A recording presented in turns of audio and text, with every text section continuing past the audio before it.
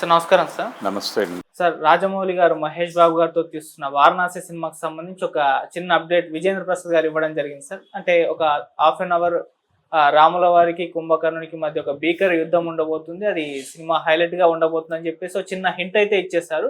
So అది మన గ్లిమ్ చూసినప్పుడు కూడా అర్థమైంది. మరి పర్టికులర్ గా ఆ సీన్ నే ఉంచడానికి ప్రధాన కారణం ఏమన్నా ఉంటుందా, మరి దాన్ని ఎలా చూపిస్తారు తెరపైన, మరి ఏ విధంగా ఉండబోతుంది అంటారు సార్ విజేంద్ర ప్రసాద్ గారు చెప్పిన దాని ప్రకారం చూస్తే? ఏం లేదండి, ఈ సినిమాలో ఇప్పటి వరకు తెలుగు పౌరాణిక చిత్రాల్లో లేదు, తెలుగు పౌరాణిక నాటకాల్లో హైలైట్ కానటువంటి కొన్ని క్యారెక్టర్లని కొంచెం రూటెడ్గా పరిశోధన చేసి వాటి గురించినటువంటి డీటెయిల్స్తో సినిమా తీస్తున్నారు అనేది వాస్తవం. రాముడు నోన్ క్యారెక్టరే, కుంభకర్ణుడు అనేది మనం రావణాసురుడి తమ్ముడిగా మాత్రమే చూసాము. అలాగే విభీషణుడికి రావణుడికి మధ్యలో ఒక తమ్ముడుగా అతను చూపించారు మనకి. అతను నిద్రపోతూ ఉంటాడు రెగ్యులర్గా, 6 నెలలు నిద్ర 6 నెలలు మెలకువ అనేది ఒక నెరేటివ్. ఆయన నిద్ర లేపడానికి చాలా కష్టపడటం, ఒక జనాల్ని ఎంటర్టైన్ చేయటం కోసం వాడారు దాన్ని అందరూ, బాపు గారితో సహా.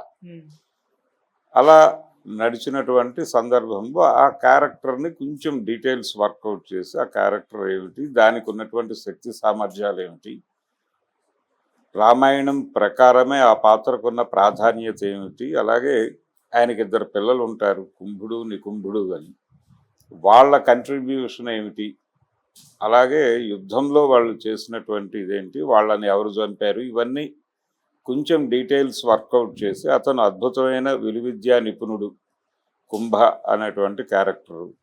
అతను రామాయణం ప్రకారమే యుద్ధంలో వానర సైన్యాన్ని చాలా ఇబ్బంది పెడతాడు.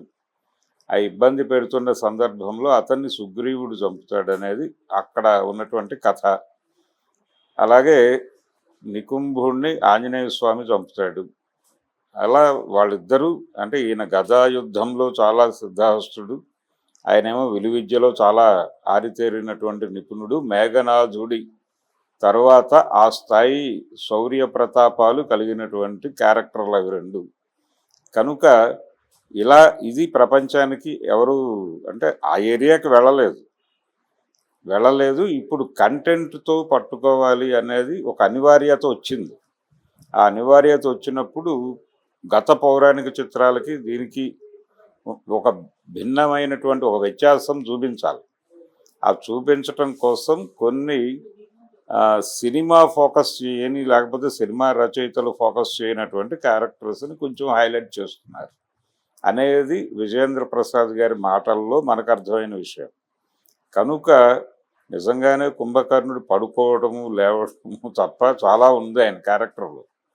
అందుకని దాన్ని గురించిన, నేను అది రివీల్ చేయాలని అనుకోవడం లేదు, కానీ దానికి సంబంధించిన డీటెయిల్స్ వర్కౌట్ చేసి ఆ క్యారెక్టర్ని కొంత ప్రజలకి అందులో ఏముంది అసలు అనేది తెలియజెప్పడం కోసం ఒక ప్రయత్నం ఏదో చేస్తూ ఉండుండొచ్చు.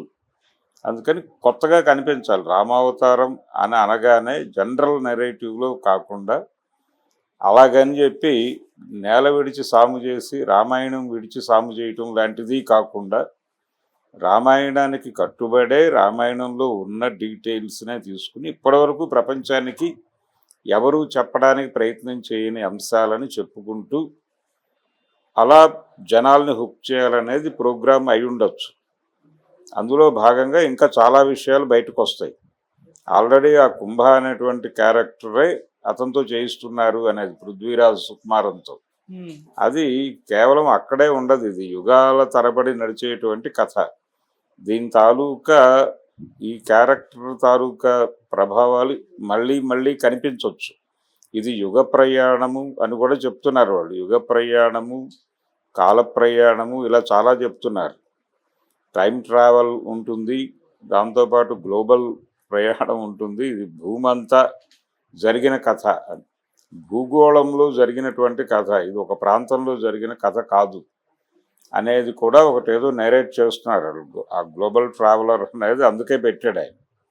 కాబట్టి యుగ ప్రయాణము, గ్లోబల్ ప్రయాణము, కాల ప్రయాణము, ఇవన్నీ చాలా పెట్టాడు. ఈ ప్రయాణాలన్నిట్లోనూ చాలా విషయాలు వస్తాయి ప్రస్తావనకు. వచ్చినప్పుడు వీటన్నిటికీ ఒక ఏకసూత్రత ఉంటుంది. అంటే ఈ క్యారెక్టర్లో కనిపించే లక్షణాల తాలూకా ప్రభావాలు ఎక్కడెక్కడెక్కడో ఉంటాయి. అంటే పౌరాణిక మూలాలతో నడుస్తున్నటువంటి ప్రస్తుత జీవితాల రెఫరెన్సులు కూడా అక్కడ చూపిస్తాడు ఆయన. చూపించడం ద్వారా ఆడియన్స్కు కొంచెం థ్రిల్ కలిగించుట అనేది ఆయన ఉద్దేశం. అంటే ఇదంతా కూడా ఇది పైగా గ్లోబల్ ఆడియన్స్ని పట్టుకోవడం కోసం చేస్తున్న ప్రయత్నం. వాళ్ళు 160 భాషల్లో రిలీజ్ చేస్తామని చెప్తున్నారు. 160 భాషల్లో చేస్తారా లేదా అనే దానికంటే కూడా ఒక ప్రయత్నం అయితే జరుగుతోంది. ఆ ప్రయత్నంలో భాగంగా ఈ సినిమాని వాళ్ళు గ్లోబల్ మార్కెట్లో పెట్టాలనుకుంటున్నారు కాబట్టి చాలా కొత్త విషయాలు దొర్లుతాయి. ఇది సీక్వెల్ ఉంటుంది దీనికి అనేది అనిపిస్తోంది, కానీ వాళ్ళైతే అఫీషియల్గా ఇంకా అనలేదు. ప్రస్తుతానికి ప్రమోషన్ మొదలుపెట్టేశారు ఆల్రెడీ, అది నడుస్తుంది. సినిమా రిలీజ్ ఇంకా చాలా టైం ఉంది కాబట్టి ప్రస్తుతానికైతే వాళ్ళు కొత్త ఏరియాల్లో ఫోకస్ చేస్తున్నారు. తెలుగు పౌరాణికాలని ఇప్పటివరకు తెలుగు పౌరాణికాలు, అది కమలాకర కామేశ్వరరావు గారు కావచ్చు, లేకపోతే కేవీ రెడ్డి గారు కావచ్చు, వాళ్ళు పట్టించుకోని ఏరియాల్లోకి కథ పెడుతుంది. సముద్రాల రాఘవాచార్యులు గారు టార్చ్ వెయ్యని ప్రాంతాల్లో వీళ్ళు టార్చ్ చేసి ఏదో కొంత కంటెంట్ని జనరేట్ చేసి నడుపుతున్నారు. ఇది చాలా జరిగింది. ఇది అదొకటే కాదు, బయట అపూర్వ పురాణ కథలు లాంటి అనేక గ్రంథాల్లో ఈ ప్రయత్నం జరిగింది. అంటే ప్రపంచం పట్టించుకొని ప్రపంచం దృష్టికి రాని చాలా క్యారెక్టర్లను, బర్బరీకుడు లాంటి క్యారెక్టర్లను బయటకు తీసుకొచ్చి ఆ క్యారెక్టర్ ఎందుకు వచ్చింది, దాని రూట్స్ ఏమిటి అని డీకోడ్ చేస్తూ వచ్చిన గ్రంథాలు చాలా ఉన్నాయి. కనుక వీటన్నిటి లింకుల్లో నుంచి ఈ సినిమాని చూడాలి. అంటే విజయేంద్ర ప్రసాద్ గారు ప్రస్తుత సమాజంలో నడుస్తున్నటువంటి సాహిత్య చర్చలు, వస్తున్నటువంటి సాహిత్యము, దీని మీద కూడా ఆయన ఫోకస్ ఉంటుంది.